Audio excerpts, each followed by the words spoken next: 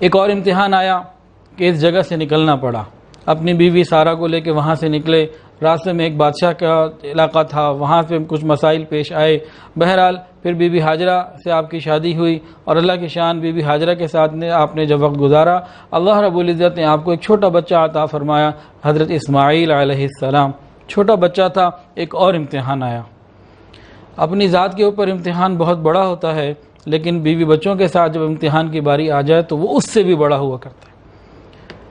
اب اللہ رب العزت کی طرف سے حکم ہے کہ میرے ابراہیم آپ تو میری طرف یکسو ہو چکے، کیوں بچے کی طرف اور بیوی کی طرف رغبت کرنی، آپ ان کو ایک ایسی جگہ چھوڑ آئیے جہاں ہمارا حکم ہے، وہاں لے جائیے۔ جبرائیل علیہ السلام کے ساتھ چلتے ہیں، چلتے چلتے ایسی جگہ پہنچ گئے مکہ مکرمہ کی وادی میں، بواد غیر ذی زرع عند بیتک المحرم، قرآن پاک کے اندر آتا ہے کہ ایسی جگہ جہاں نہ پینے کو پانی نہ جینے کو پانی، کوئی بھی چیز نہیں تھی۔ ابراہیم علیہ السلام نے اپنی بیوی کو ہاجرہ کو اور اپنے بیٹے کو وہاں چھوڑا اور واپس چل دیے۔ اما ہاجرہ پریشان، پوچھا آپ یہاں کیوں مجھے چھوڑ کے جا رہے ہیں؟ پوچھتی ہیں بیوی ہے، خاموش۔ دوبارہ پوچھا آپ کیوں یہاں چھوڑ کر جا رہے ہیں؟ ابراہیم علیہ السلام خاموش ہیں، نبی کی بیوی تھیں، صحبت یافتہ تھیں۔ تیسری مرتبہ سوال بدل کے پوچھا کیا اللہ رب العزت کا ایسا حکم ہوا؟ سیدنا ابراہیم علیہ السلام نے سر ہلا دیا کہ ہاں اللہ کا حکم ایسا ہوا۔ بی بی ہاجرہ صابرہ ایسی توکل والی خاتون تھیں، فرمانے لگی اچھا ٹھیک ہے آپ جائیے، ہمارا اللہ ہمیں ضائع نہیں کرے گا۔ اور کیا پڑھا؟ حسبنا اللہ ونعم الوکیل، آپ جائیے، اللہ نے مارنا ہوتا وہی مار دیتا، یہاں لا کے تھوڑی مارنا تھا، آپ جائیں، اللہ رب العزت خیر کا معاملہ فرمائے گا۔ اللہ اکبر کبیرہ، چھوٹی سی بات تو نہیں ہے۔ ابراہیم علیہ السلام وہاں سے تشریف لے گئے، تھوڑا دور گئے تھے تو ایک جگہ جا کے پھر کھڑے ہو گئے اور دعائیں مانگی، ربنا انی اسکنت من ذریتی بواد غیر ذی زرع عند بیتک المحرم ربنا لیقیموا الصلاة فاجعل افئدة من الناس تہوی الیہم وارزقہم من الثمرات لعلہم یشکرون۔ اپنی اولاد کے لیے دعائیں مانگی کہ وہ نماز کی پابند بنے، اللہ اس کو رزق عطا فرمائے اور وہ دین کی محنت کرے اور لوگوں کے دل ان کی طرف جڑ جائیں۔ تو یہ ایک باپ کی دعا اپنی اولاد کے لیے کہ اس کی دنیا بھی بنے اور آخرت بھی بنے، اصل دعا اس میں دین کے اعتبار سے ہے۔ اللہ کی شان، ابراہیم علیہ السلام تو تشریف لے گئے، اب پیچھے بیوی ہاجرہ ہیں اور چھوٹا بچہ ہے، جو کچھ کھانے پینے کو تھا وہ ختم ہو گیا، ماں کے سینے میں جو دودھ تھا وہ بھی ختم ہو گیا، اب چھوٹا بچہ اسماعیل بھوک میں ہے، پریشان ہے اور رو رہا ہے۔ ماں کی مامتا تو بہرحال ماں کی مامتا ہے، اور بلکہ اس سے پہلے اور یہ غور کیجئے کہ ابراہیم علیہ السلام جب چھوڑ کے چلے گئے تو اما ہاجرہ نے جو توکل کیا، کتنی عظیم قربانی تھی وہ، اس کو سمجھنے کی ضرورت ہے۔ جان کا خطرہ، مال کا خطرہ، عزت کا خطرہ، اولاد کا خطرہ، کوئی جانور آ سکتا تھا، کوئی سانپ آ سکتا تھا، اور بھی کوئی معاملہ پیش آ سکتا تھا، اور رات کو اندھیرا، کوئی بجلی نہیں، کوئی انسان نہیں، کسی قسم کی کوئی چیز ہی نہیں جس کے اوپر کہا جائے کہ یہاں یہ آسانی ہے، ہر چیز بالکل کوئی بھی چیز نہیں۔ اللہ کی شان، وہاں انہوں نے صبر کیا۔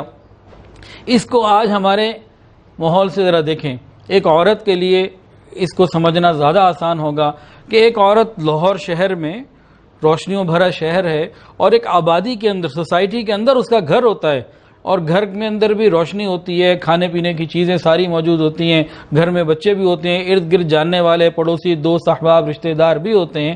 پوری بھری آبادی کے اندر اگر گھر میں مرد نہ ہو، کوئی باپ نہ ہو یا خاوند نہ ہو، رات 11-12 بجنے لگے، اندھیرا بڑھ جائے تو ایک گھر کے اندر عورت پریشان ہونے لگتی ہے، اس سے رات گزارنی مشکل ہو جاتی ہے۔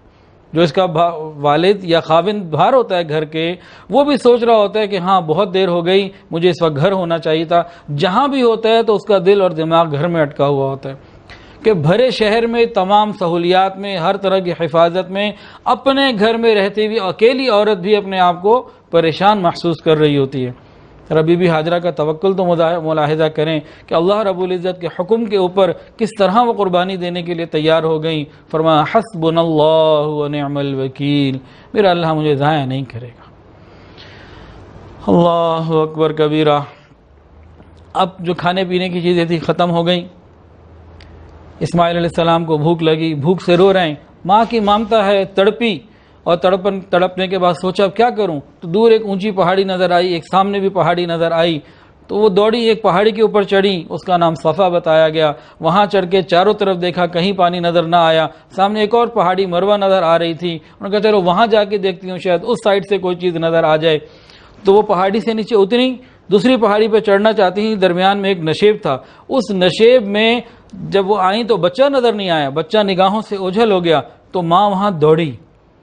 تو صفا سے لے کے کبھی مروہ جا رہی ہیں، مروہ سے واپس کبھی صفا آ رہی ہیں. درمیان میں جب اسماعیل علیہ السلام اوجھل ہو جاتے ہیں تو ماں دوڑتی ہے. اللہ کی شان، اللہ رب العزت کو اپنی اس پیاری بندی ہاجرہ صابرہ کا دوڑنا اتنا پسند آیا. ایک تو اس مقام کو جہاں بی بی ہاجرہ کے قدم لگے، فرمایا ان الصفا والمروۃ من شعائر اللہ.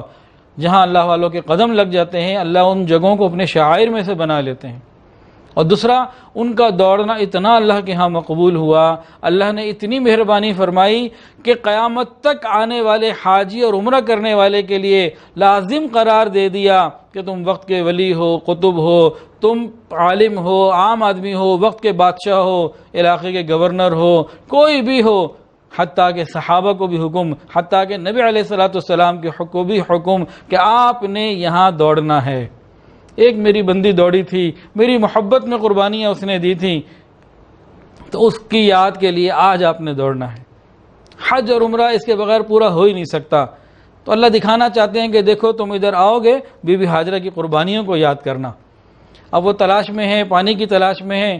اچانک بیٹے کے اوپر نظر پڑتی ہے تو پاؤں کے نیچے سے اللہ رب العزت آب زمزم کا کنواں جاری فرما دیتے. تو اللہ دکھانا چاہتے ہیں کہ تم مرد ہو تو ابراہیم علیہ السلام جیسے بن جاؤ، عورت ہو تو بی بی ہاجرہ جیسی بنو. تم آؤ گے تمہیں بیت اللہ نظر آئے گا، صفا مروہ نظر آئے گا، زمزم نظر آئے گا، تمہیں میرا مقبول گھرانہ اس کی یاد آئے گی. تو ملت ابراہیمی کو مزاج ابراہیمی سے روشناس کروایا جا رہا ہے کہ یہ ہے مزاج ابراہیمی.